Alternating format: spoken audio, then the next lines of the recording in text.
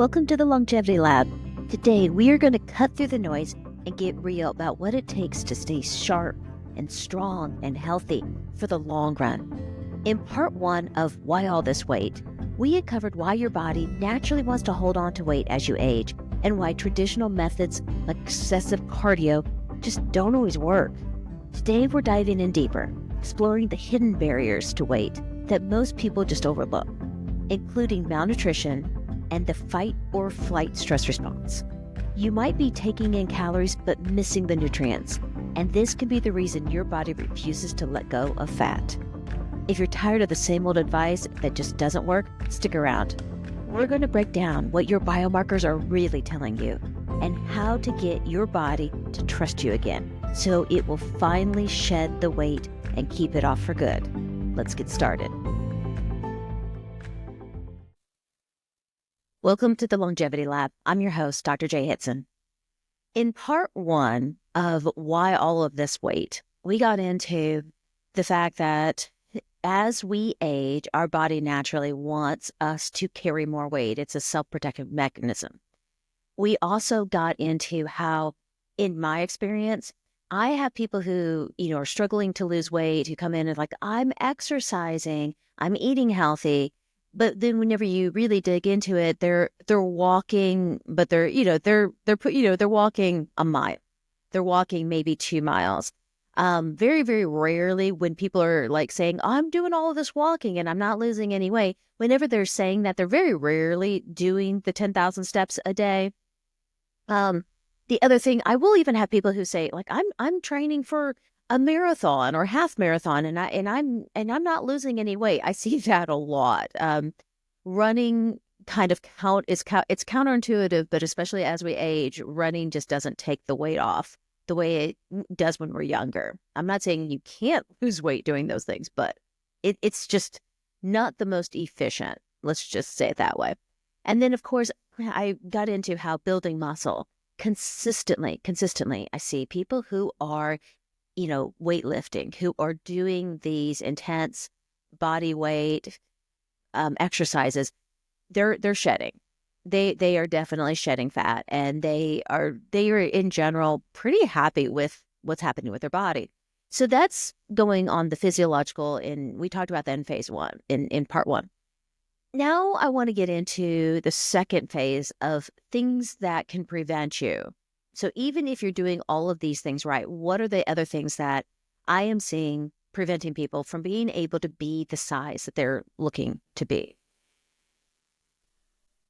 The one that is going to really surprise a lot of individuals, but it's just what the data is showing: malnutrition. And this is a hard one for a lot of people to accept, because when we think of malnourishment, when we think of people who are starving, we think of like these really skinny, these poor starving children over in Africa, and we got that image in our head. And, when I say malnourished, malnourishment is a lack of nutrients. You can take in calories and take in virtually no nutrients. It's actually pretty easy to do in American society. I mean, you can eat like rice cakes. There's not a ton of nutritional quality to those. And people are so proud of themselves because they're getting so few calories. I should be losing all this weight. Well, yeah, to a certain extent, that is true. But there is a point where you are so malnourished that your body's like, no, we're not going to keep doing this. And if you're not going to feed us, then as a self-protective mechanism, we're going to try to hold on to this fat. Now, here's the fun part, is you're probably taking in calories. If you are putting on weight, you're probably eating calories, whether it's a lot or a little, you're doing. But what kind of calories are they? And this is where you've heard this before, it's empty calories and this is nothing that is radically new. But what I can tell you from looking at individuals who they say they can't lose weight, or they're consistently gaining weight, and then we look at their biomarkers, what is almost always in common?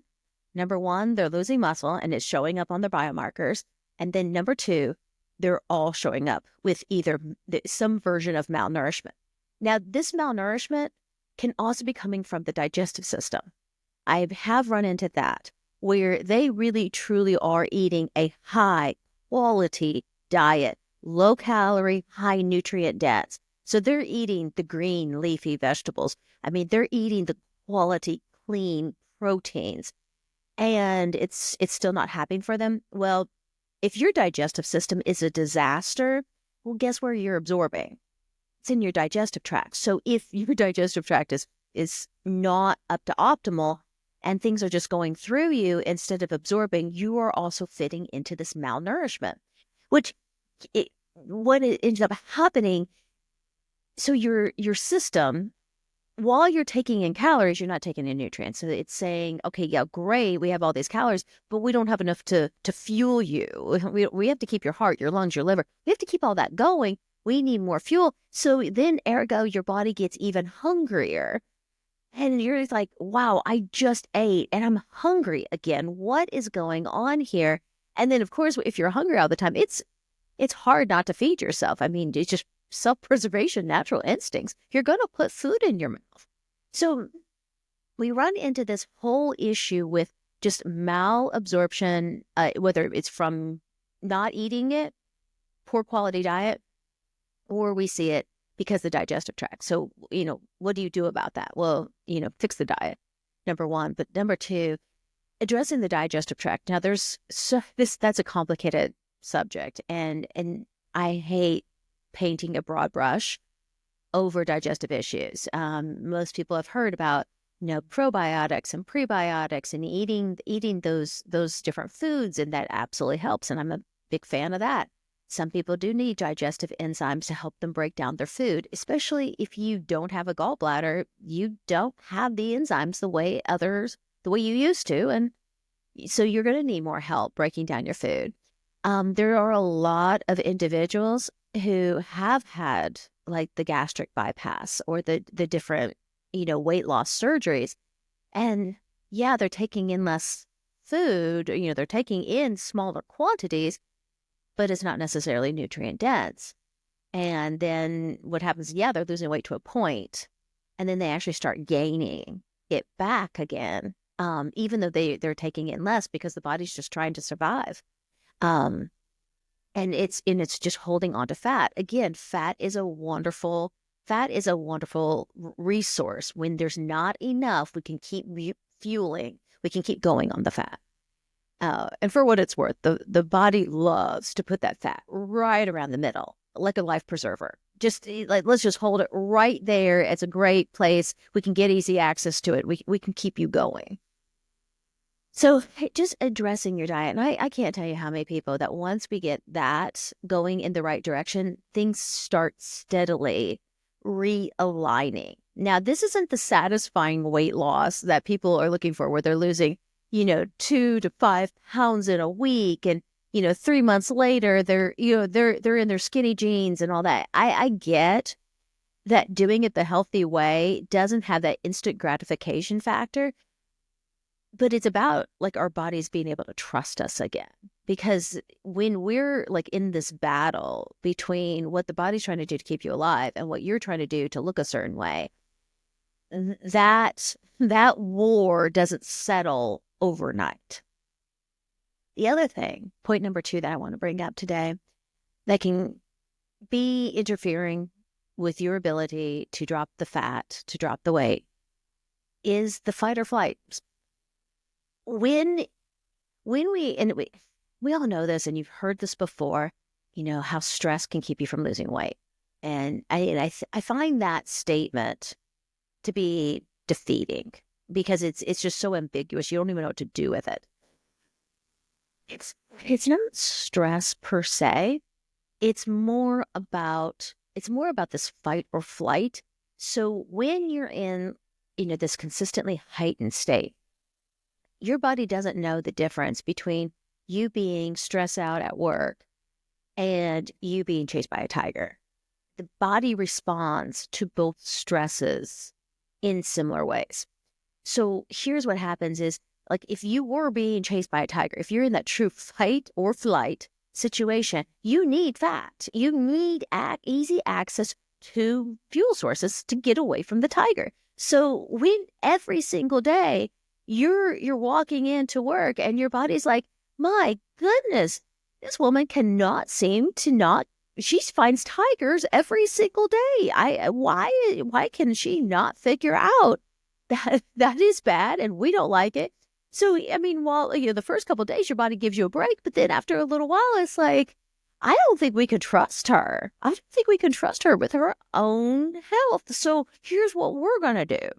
We're going to pack this whole layer of fat right around, because day in, day out, we just keep running into these dang tigers. And we just need to hold on to that. Now, and here's the rule. If you were actually being chased by the tiger, you'd at least burn some of that. But no, you're sitting at a desk.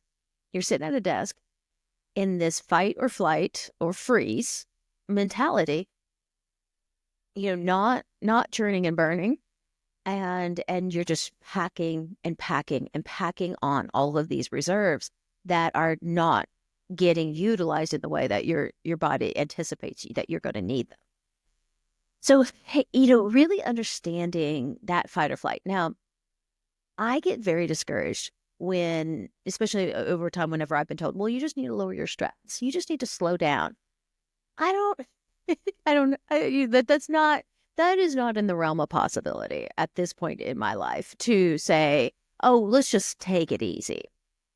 And so I agree. Some people, you do need to learn to just take it easy. But for a lot of us, what we need to do is we need to find better ways of handling and managing and working within our lives. So here's where I'm going with this. One is we do need to learn that how to quiet down and how to calm down that fight or flight, especially when it isn't an absolute urgent emergency.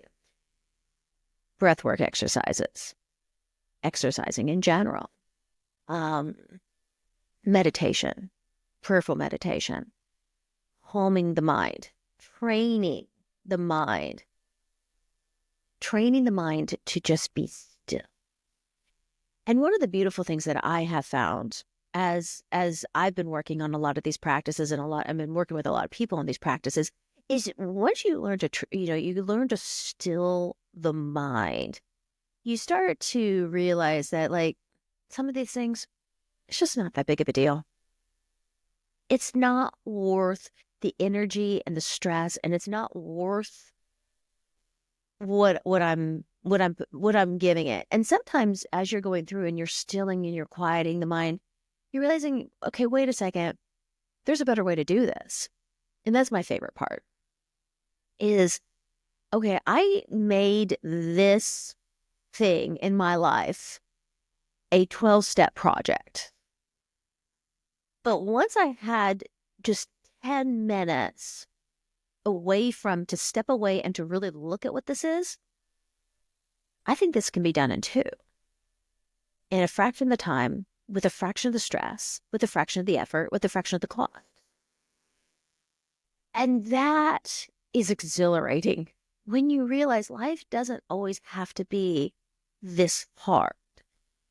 And when you and I know sometimes because we're so in the rat race, we're like, I don't have 10 minutes. I don't have, but taking, there's a study that I saw that I just so desperately want to be true. It says for every 1 minute that you invest in meditation, you get 9 minutes of productivity back. Now that caps kind of at 30 minutes of meditation. But you get the general gist. And I'm going to tell you, I like it to be true. I think that's a pretty fair statement of what I've seen in mine and other people's lives. With that fight or flight, when you can just calm that down and get into rest, relax, digest, because that's the other side of the equation. You have fight or flight on one side of the scale, and then you have rest, relax, digest. When you can do that, it's just amazing how troubleshooting and problem solving and proactive measures, they just start to come, and you just start to get flooded in. From a perspective with regards to your weight, again, if you have the two sides of the scale, so you've got fight or flight sitting on the one side, and you've got rest, relax, digest, the parasympathetic on the other. So when you're digesting your food, you're actually taking in nutrients.